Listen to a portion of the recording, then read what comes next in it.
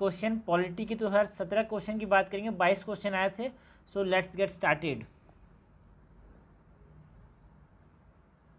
Okay, पहला question, democracy superior virtue lies in the fact that it calls into activity the intelligence and character of ordinary man and women, the method for strengthening executive leadership, a superior individual with dynamism and vision, a band of dictated party workers. ठीक है, तो हमको democracy की बात करनी है। So democracy according to Abraham Lincoln is it is the form of government by the people, of the people and for the people. So यहाँ पे पीपल की बात करनी है। So it is the intelligence and character of ordinary man and women.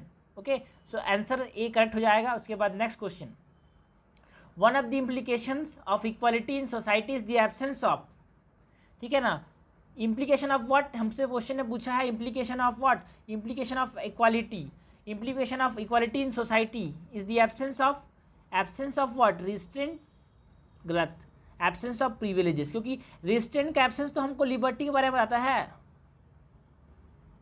तो यहाँ पे दो ऑप्शन के बीच में कंफ्यूज आएंगे लोग, क्योंकि रिस्ट्रेंट का हम बहुत बार बात करते हैं, लिबर्टी के टर्म्स में रिस्ट्रेंट का बात करते हैं, but here we are talking about equality. So equality में प्रिविलेजेस का एब्सेंट होगा, आंसर इज ए। उसके बाद third question, which one of the following objectives is not embodied, question है पूछा है not embodied in the preamble of the constitution of India. Preamble में क्या नहीं है, क्वेश्चन ने, हाँ प्रीएम्बल अगर हम ध्यान से तो वहाँ पे बात करता है liberty of thoughts, liberty of expression, liberty of belief, liberty to perform own religion. Okay, but economic liberty की बात नहीं करता यहाँ पे, ये बात नहीं करता प्रीएम्बल। ओके, सो हमको क्वेश्चन ने वही पूछा कि किसकी बात नहीं करता, so it is answer is B, economic liberty की बात नहीं करता। लिबर्टी टू वर्शिप भी बात करता है वहाँ पे। ओके, सो फोर्थ नंबर क्वेश्चन है, the mind of the maker of the constitution of India is reflected in which of the following, ठीक है ना, ये तो है किसका डेफिनेशन है यार, mind of the people, preamble. Preamble से हमको क्या समझ आता है, प्रीएम्बल जो हम पढ़ते हैं तो हमको समझ आता है कि हाँ प्रीएम्बल में पहले लाइन लिखी होती है, what is preamble, it is the key to unlock what, it is the key to unlock the minds of the maker of the constitution. तो आंसर क्या हो जाएगा, आंसर हो जाएगा A, that is the preamble. Fifth number question है, which of the following are envisages by the right against exploitation in the constitution of India, मतलब right against exploitation के under क्या क्या आता है हमसे पूछा गया। सो आर्टिकल 23, 24 बात करते हैं किसके बारे में, article 23 and 24 talks about what, right against exploitation. Article 23 पहला ऑप्शन क्या बोल रहा है, prohibition of traffic in human beings and force लेवल, यही तो आर्टिकल 23 बोलता है। So A is first option is correct. Abolition of untouchability, ये आर्टिकल 17 के अंदर आता है, so it is incorrect. Protection of interest of minorities, article 29, 30 की बात करते हैं वहाँ पे, so this is also incorrect. Fourth, prohibition of employment of children in factories and mines, ये आर्टिकल 24 यही बोलता है, सो फोर्थ इज करेक्ट। हमसे क्वेश्चन ने पूछा है, select the correct answer using the code given below, so the correct answer is 1 and 4, that is option number C. Six number question है, which one of the following statement is correct, correct हमसे पूछा गया, क्या पूछा हमसे, हमेशा ध्यान में रखना क्या पूछा गया, सो हमसे करेक्ट पूछा है, rights are claim of the state against the citizen, rights are privileges that are incorporated in the constitution of a state, rights are claims of the citizen against the state, rights are privileges of a few citizen against the many. तो याद रखना कि जो rights होते हैं वो क्या होते हैं, दिस आर क्लेम्स, और किसके अगेंस्ट होते हैं, अगेंस्ट स्टेट। सो आंसर क्या हो जाएगा, इट इज प्रिविलेजेस, और तो हटा दीजिए, चलो प्रिविलेज तो ही होगा, ठीक है।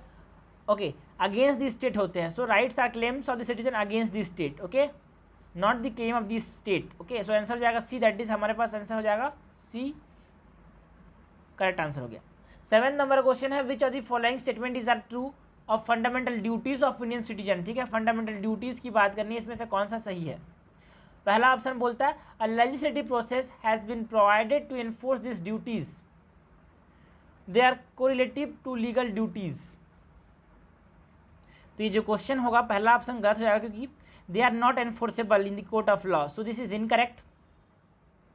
Okay, and they are correlated to legal duties, ये ऐसा नहीं है कि हाँ legal, there is no legal duties, ऐसा नहीं है कि आप इसको तोड़ दोगे तो आपके ऊपर जुर्माना लग जाएगा, है ना। So they are not legal duties, answer हो जाएगा D, that is neither 1 not 2, answer is D.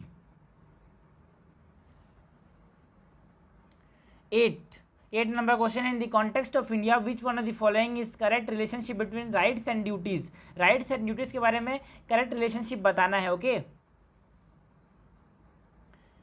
पहला क्या बोलता है, rights are correlative with duties, rights are personal and hence independent of society and duties. एक लॉजिकल क्वेश्चन है जो logic लगा सॉल्व कर सकते हैं।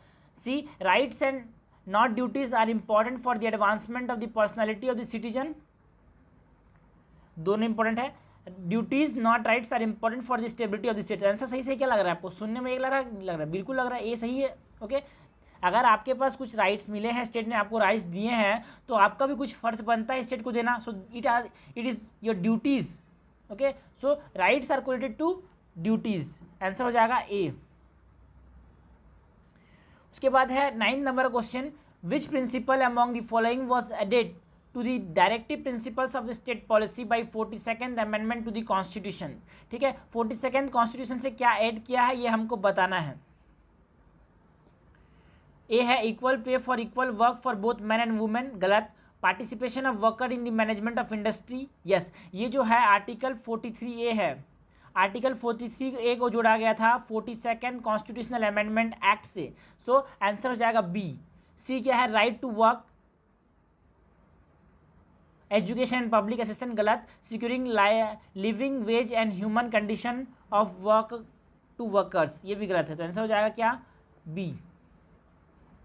तो अगर हम बात करें 42nd कॉन्स्टिट्यूशनल अमेंडमेंट एक्ट की, तो 42nd कॉन्स्टिट्यूशनल अमेंडमेंट एक्ट से 4 डायरेक्टिव प्रिंसिपल ऐड किए गए थे। ठीक है, तो 4 डायरेक्टिव प्रिंसिपल कौन कौन से थे।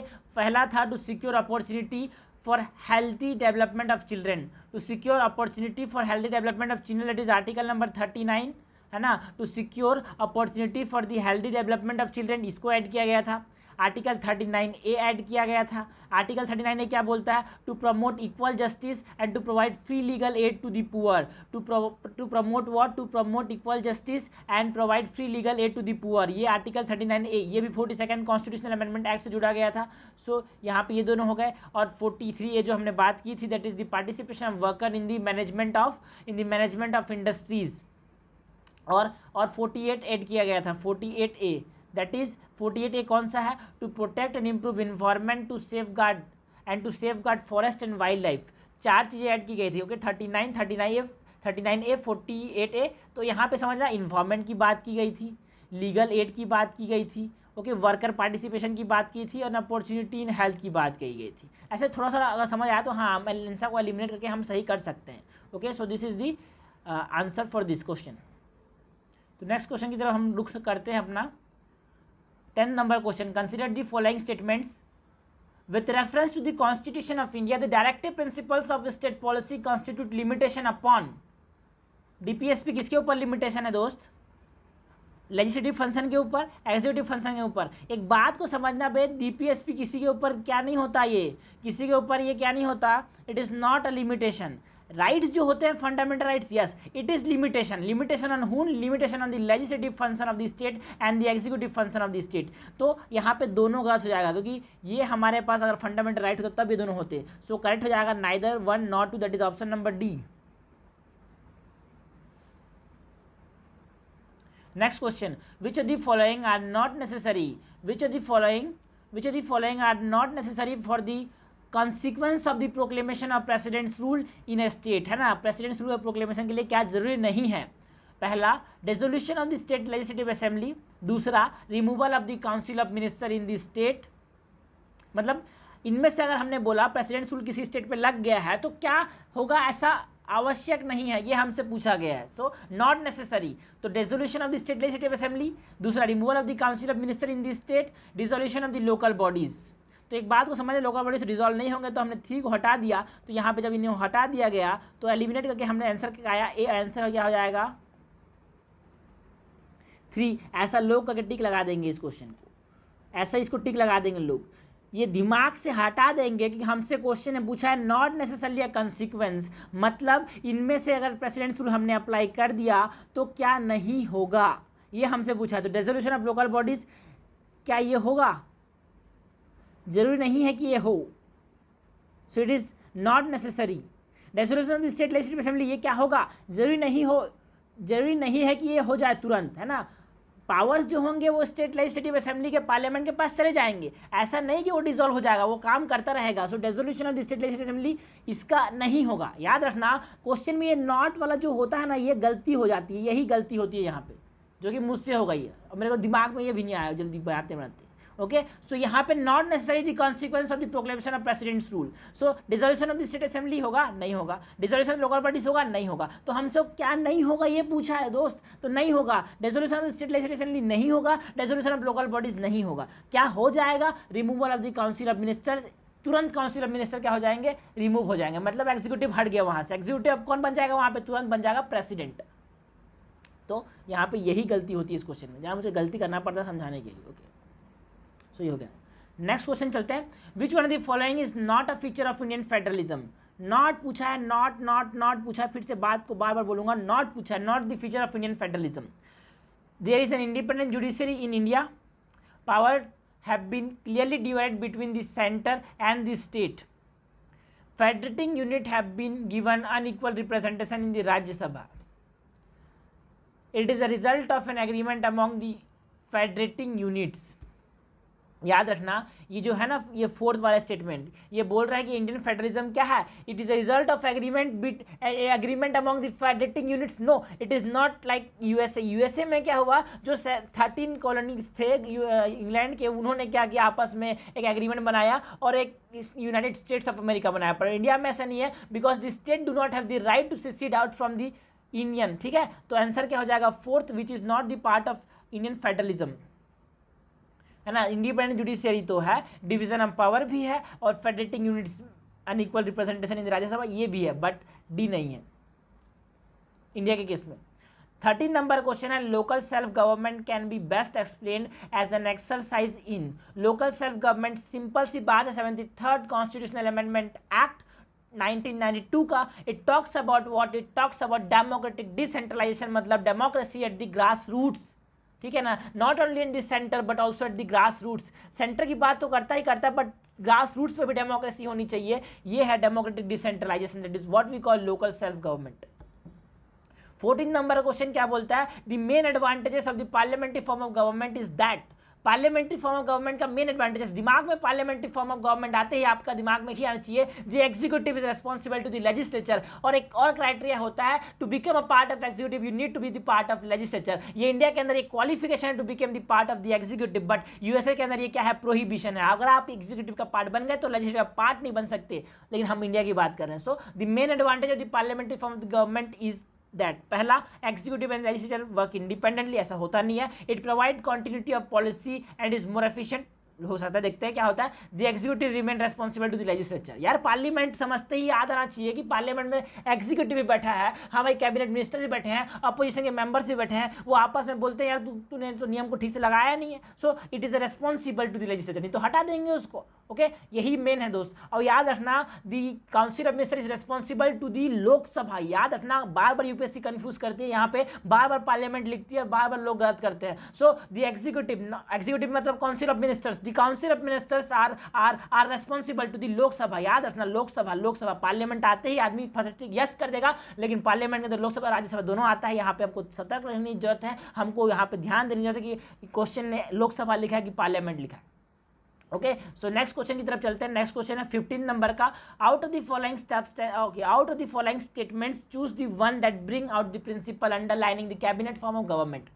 क्वेश्चन पढ़ते ही हमको हर जो मैंने 20, 19, 18 और ये 17 देख रहे हैं, तो सारों में हमको एक ही चीज मिल रही है यार, executive is very very very important. Central executive is very important, उसके बाद स्टेट एग्जीक्यूटिव का कुछ भी पार्ट इंपॉर्टेंट है। तो सबसे पहले जब चैप्टर कोई पॉलिटी का चैप्टर चालू करो तो चालू करना रिवीजन कहाँ से? एग्जीक्यूटिव से, क्योंकि एग्जीक्यूटिव सबसे इंपॉर्टेंट है। लास्ट में चलना फंडामेंटल राइट्स की तरफ। तो इस सीक्वेंस हमेशा उस चीज को पहले पढ़नी चाहिए जो सबसे ज्यादा एग्जाम में पूछा जाता है, both in the prelims as well as the main as well in the personality test, क्योंकि वहां पे भी आएंगे वही क्वेश्चन जो टाइम्स ऑफ इंडिया के हेडलाइंस में रहेंगे। Okay, so out of the following statements choose the one that brings out the principle underlying the cabinet form of government, an argument for minimising the criticism against the government whose responsibilities are complex and hard to carry out the satisfaction for all, a mechanism for speeding up activities of the government whose responsibilities are increasing day by day। लग रहा है सही है। अब mechanism of parliamentary democracy for ensuring collective responsibility to the government, ये सबसे जरूरी है। collective responsibilities की बात करता है क्या?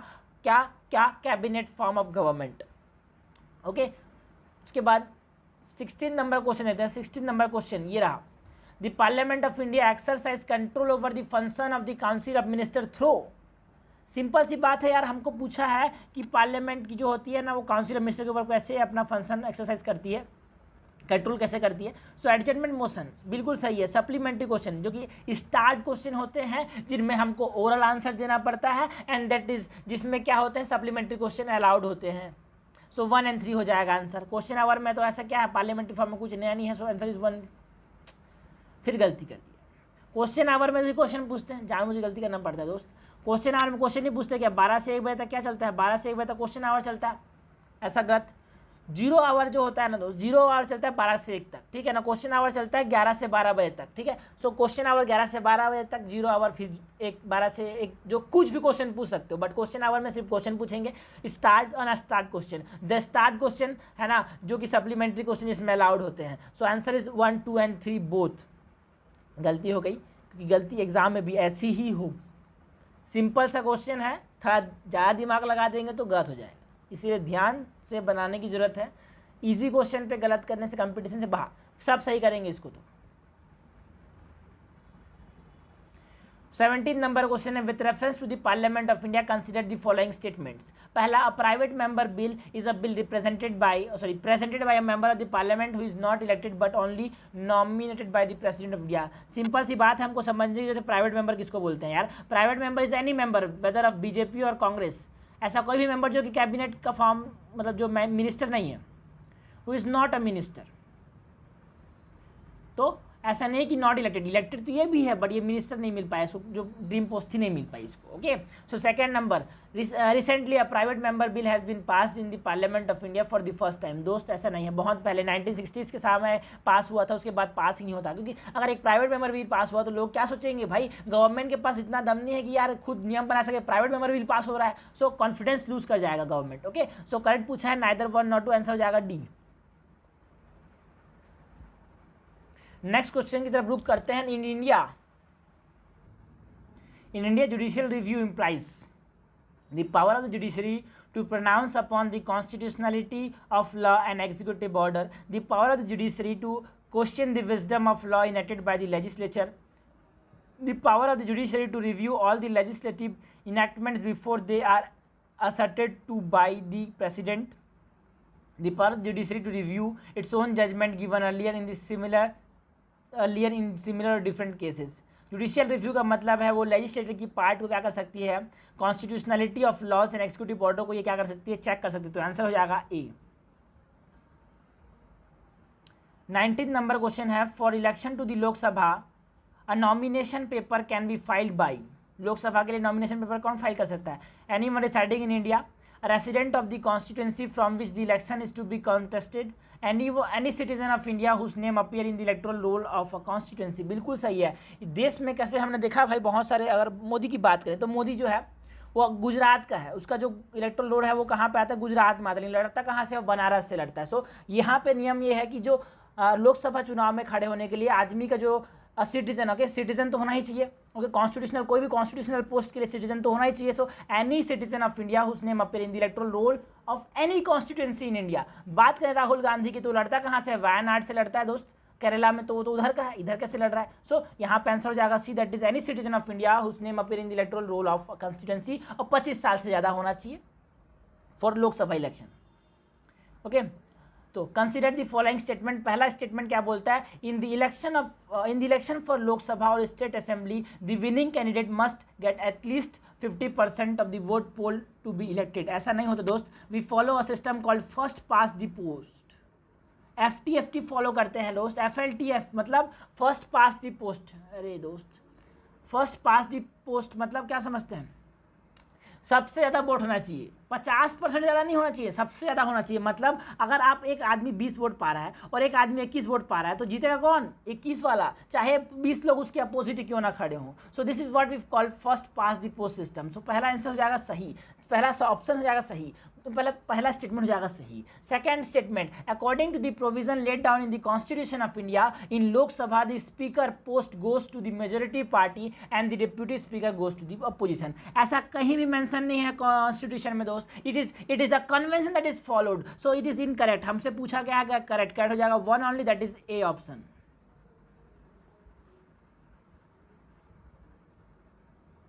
अरे यार मैंने फिर ये गलती है ना, ये भी गलत है, ये भी गलत है, गलती से टिक कर दे दोस्त, ये हो जाएगा। ऐसा ही एग्जाम में होगा, ऐसा ही एग्जाम में होगा, ज़्यादा ही क्वेश्चन चला जाएगा। Right to vote and to be elected in India is, right to vote क्या है?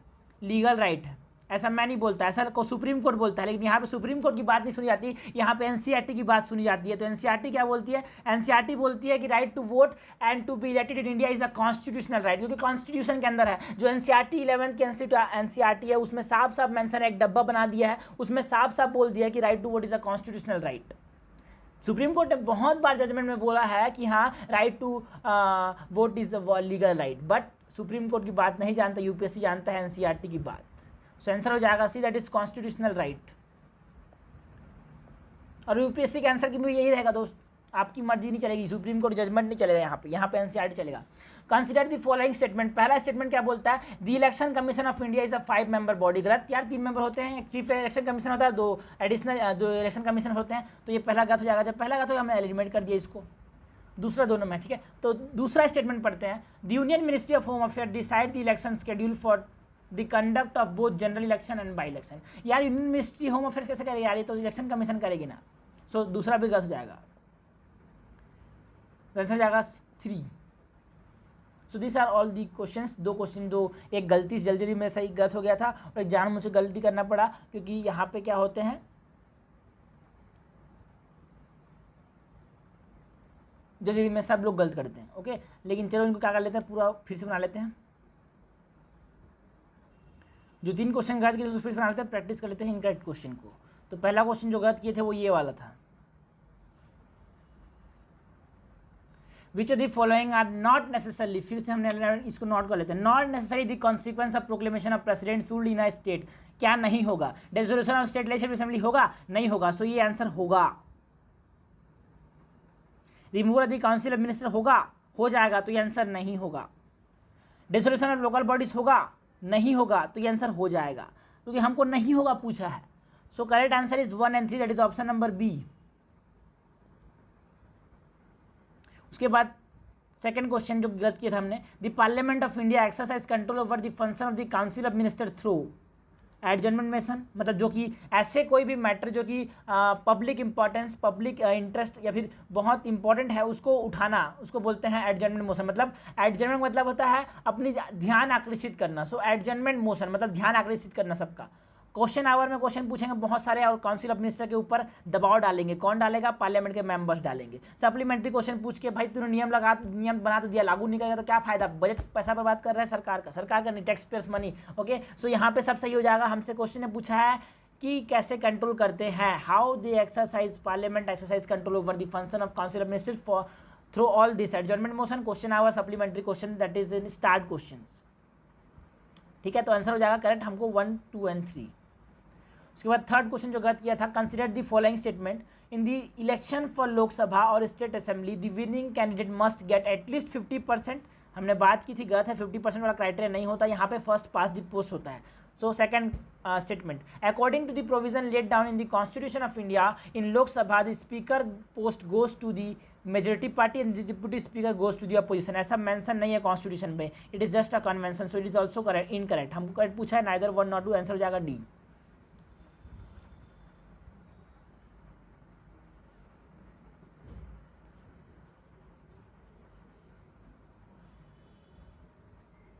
So these are all the questions. Thank you.